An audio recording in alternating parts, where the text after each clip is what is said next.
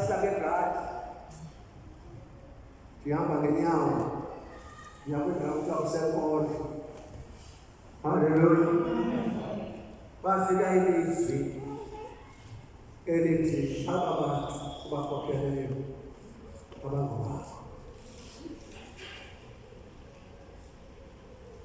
Bafika ilizwi elithi aba bantu bakhokheleyo abangobakho. Ndiza kunika ngako. Bazaphuma ngapha abantu.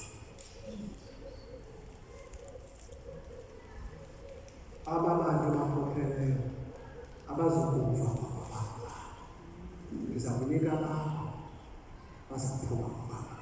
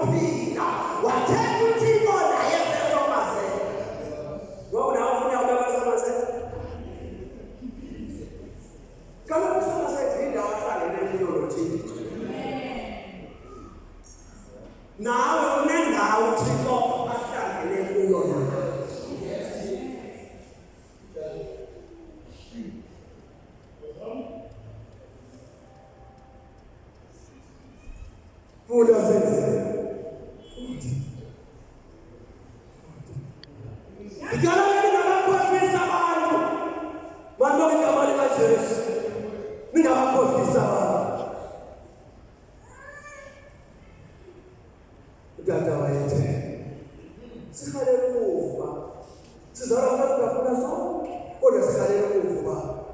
singabona abaprofeta, singabona abaphostoli, bantu abangaba lenkosi, singabona abazalwane, singabona amadoda amakhulu, sinazo nebhishopu kwebandla, bantu abangaba lenkosi, ezinako ukusihlalisela ngono.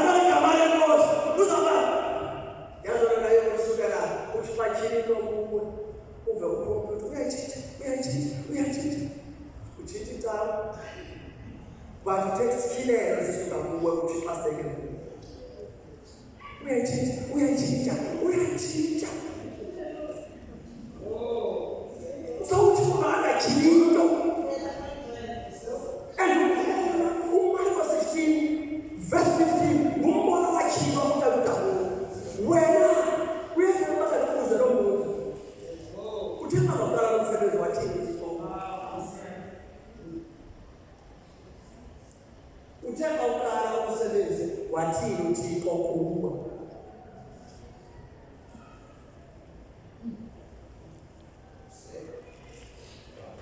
Umarko 16 yivision katata uThixo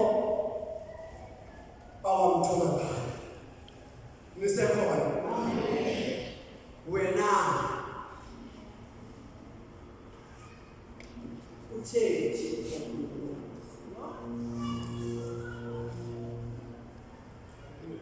njengokukhanya njengoba zonke izinto funeka ube usebenzisa ngoba ngelinye siyayibona ngosifonyofonyo ezika abafana emabandleni eyenziwa ngabantu abathuma uThixo bayibona inkosi ngelinye imini uzawuya emkhombeni uzawuba kwinhlanganiso yabanjalo uthi sixelele ukuthi banaphi nale nto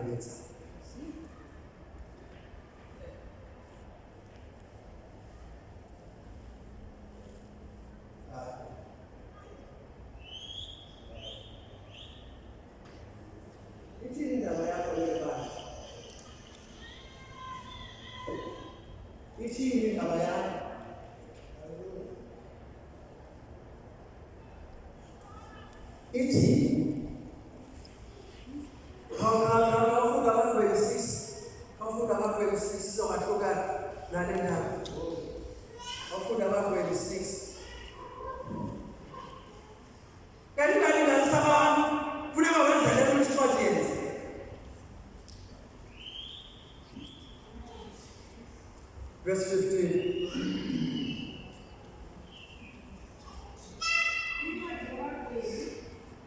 Chapter 6, verse 15. Wathi kuye, ndiyangcangceza Yehova, ndiyakumsindisa ngantoni na uSirayeli? Khangela iwaka lam lelona mncinane.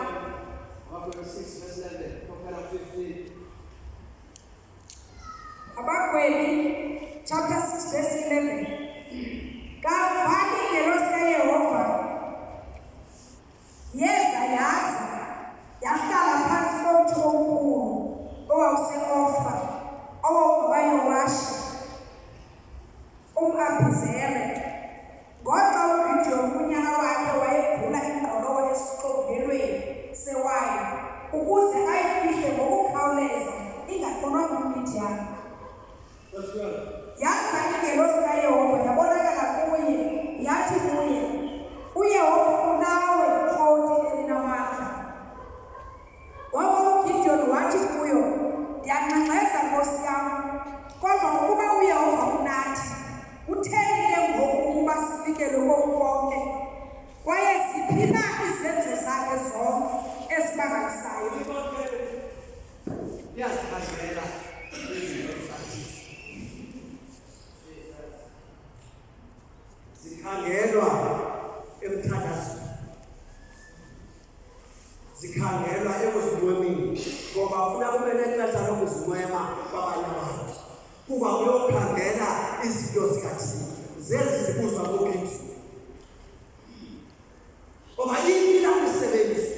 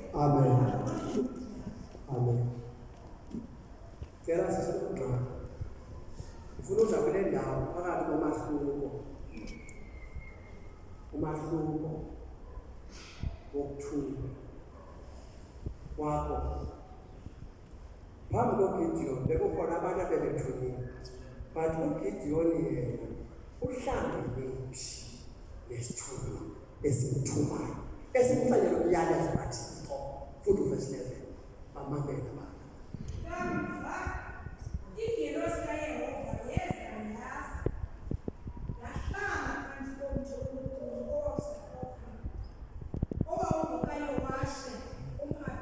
so uGidiyoni udibana nokuthunywa endaweni amen iyachaza lento abadibene kuyo nesithunywa kuba funeka yosebenza so ukusebenza oku asilinganisi kodwa sibulela uThixo kuba wasithumelela indoda ekutaphula ukuze siqhubeke nomsebenzi kaThixo ngendlela umoya uyasithuma ngayo ngalomaxesha kuba eli xesha asililo eya number 79 72 ngoku leli xesha ekufuna kumamela uThixo ngokucokisekileyo wazi futhi into yoba ngoku kuthunywe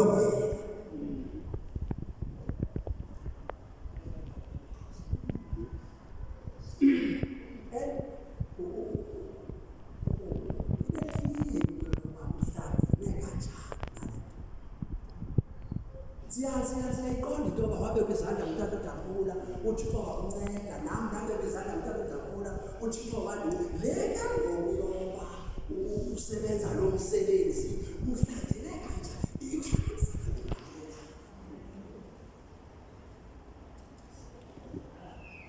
uhlangana njani sizinto ke ngoku ezo funeka sikwazi ukuthi nebandla olukhokheleyo ukwazi ukulicacisela uba mna ke ndidibene noThixo kule ndawo wathi uThixo kuba uThixo mhla dibana kalodaphula wadibana naye iSomerset esibhedlele awuzuya Somerset ndiba ke wathi nawe uzuya Somerset yokholisa le umntu esimaziyo wathulohayo eseSomerset udaphula onwayo alele yakho namba ithi qana ekisibonke konke sifuna sibekhiye because khokhela amabandi ungathi xa kuzwa umntana bebandleni ebuza tata ndiyayiva imali yebandla manje bonke igama lenkosi kodwa ngihlala nokwazi yakho imali ndihlala nokwazi le yakho imali ndikwebandla ukhokhelayo tata kodwa ndihlala nokwazi ngicabisele ngemali yakho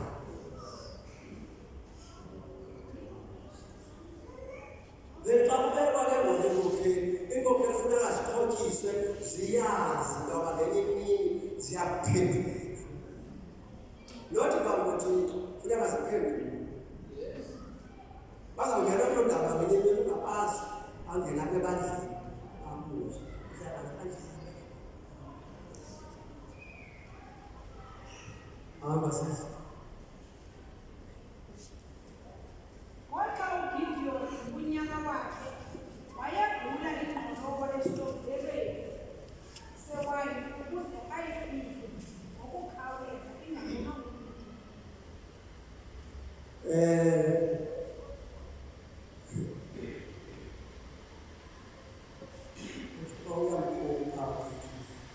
emsebenzini wabo kwabo. Ugideon ubhizi ulingqondo ngoba uThixo uyamkhupha ebubhizini izinto zabo kwabo. Nengqondo ufuna ukuyifihla. Uthixo akanayo bazawutyekela abantu bakuloGideon. Kodwa umfuna endleleni, umfuna umsebenzi. UGideon ayishiyela engqolowa.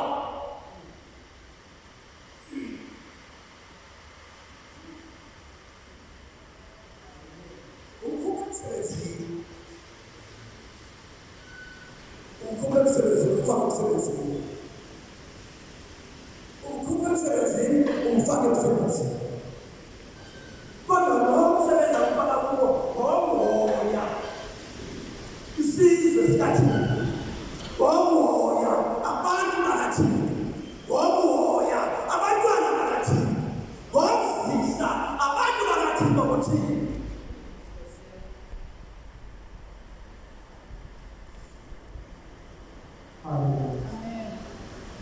Sizohlabelela abazalwane eziphambili.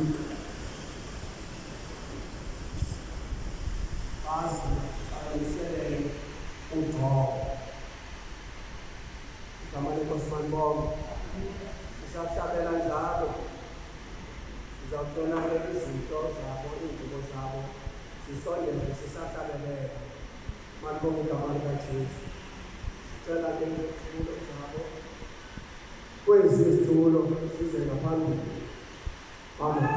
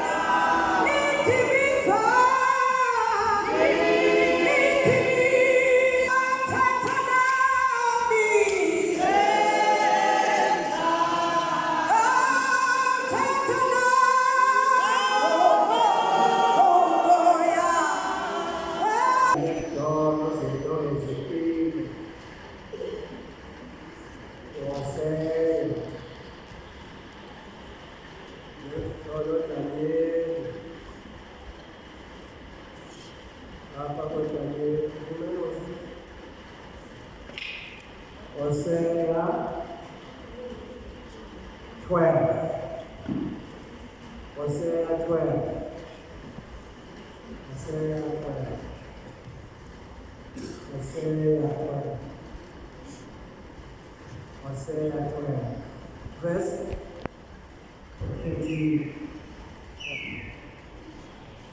Mamelani ke, umamele ke. Sicela lomba ngokuqobo. Cela ke ngokubantu mamele ngokusebenza. Funda ke. Sifunda kwincwadi kaHosea chapter 12 verse 13. Yaye ngoprofethi uYehova wamnyusa eyiphutha uIsrayeli. Yaye ngoprofethi walindwa. uEfrayim wamcaphukisa ngokukhakha.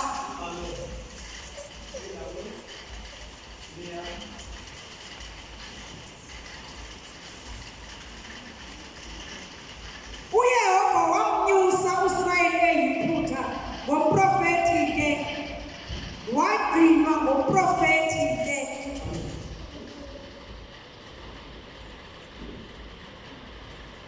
Njengoba ngoku nizawugconywa lithi izwi leNkosi, umuntu akaziphumeli ebubini. Umuntu akaziphumeli ebubini. uThixo ukholisa umuntu ahambe athi kuyamolanda. uIsrayeli wayolandwa.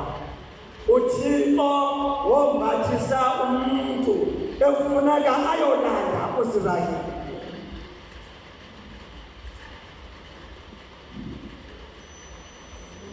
Madoda amakhulu,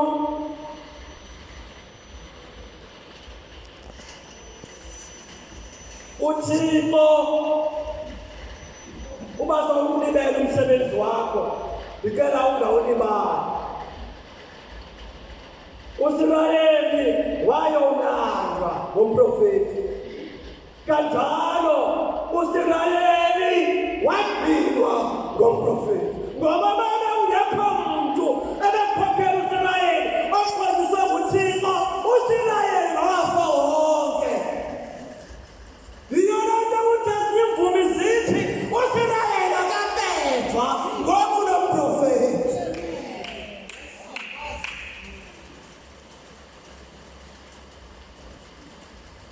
Wayolala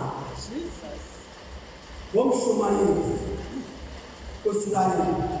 Nalapha endleleni ngoku kuhanjwayo kukho umuntu abahamba naye oqondiswe nguThixo, kuba kakade umntu akakwazi ukukhonza weko kumkhozisayo.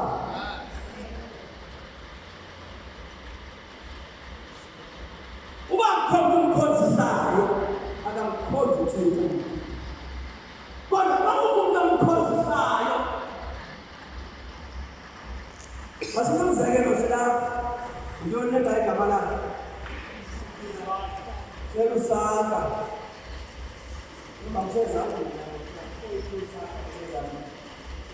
Hallelujah.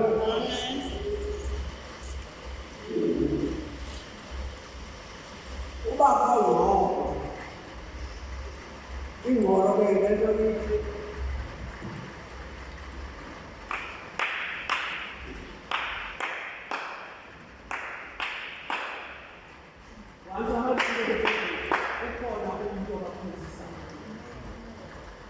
umuntu akakwazi ukusizela kungekho nto ayifuna. Angayilinda umuntu 25 years emane egihlala kuzo 25 years.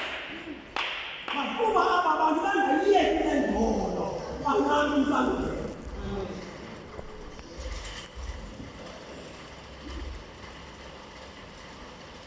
So bayikhonza bayikhonzisa abantu noma bangaphi ukubona abantu uThixo ekufuneka abancedile kwenzela akwazi ukubanceda ngoba akayazi uzakubona. Umntu ancede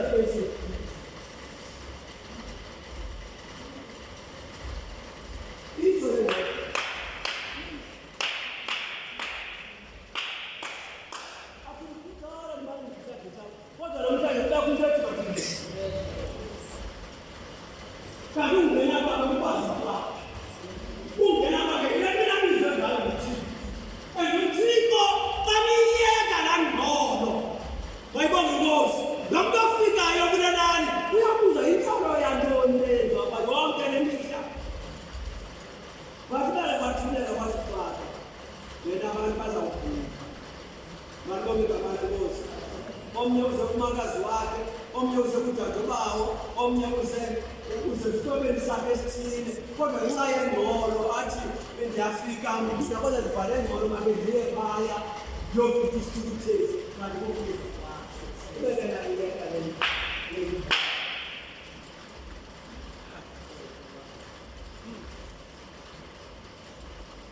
akakwazi ukubuza umntu into ethuleyo.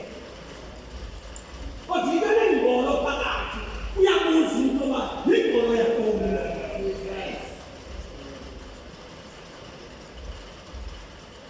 Yiyo le nto izwi lenkosi lithi noba nibabini noba nibathathu ngqolani. Yenzani ingqolo. Yenzani ingqolo noba nibabini noba nibathathu ngqolani.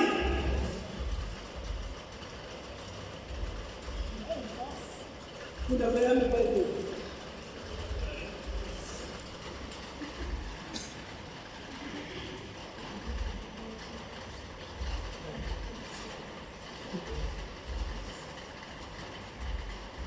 UYehova wakhulisa uIsrayeli.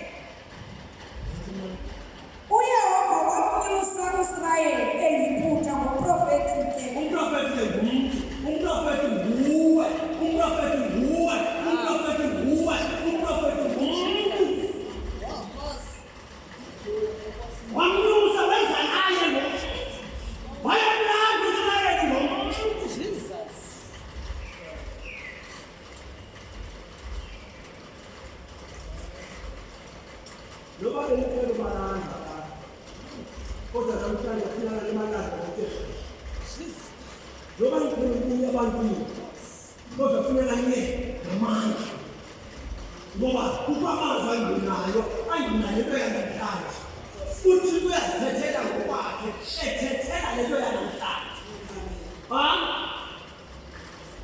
wadinwa ngomprofethi ke abantu abakwazi ukuhlala entandweni laThixo kungekho okanye kungekho kushumayela kungekho ukuthethayo badinwa abantu ngoba uThixo ethe into yakhe kuwe so ufuna kwazi badinwa abantu ngale ayeke kuwe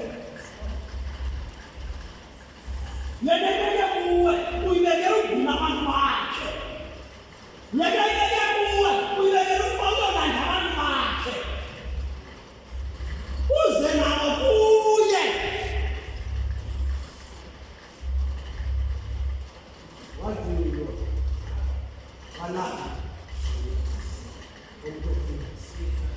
hallelujah izawuhlabelela ke ingoma enkulu igama lenkosi hallelujah ukuze bavuke amen. Amen.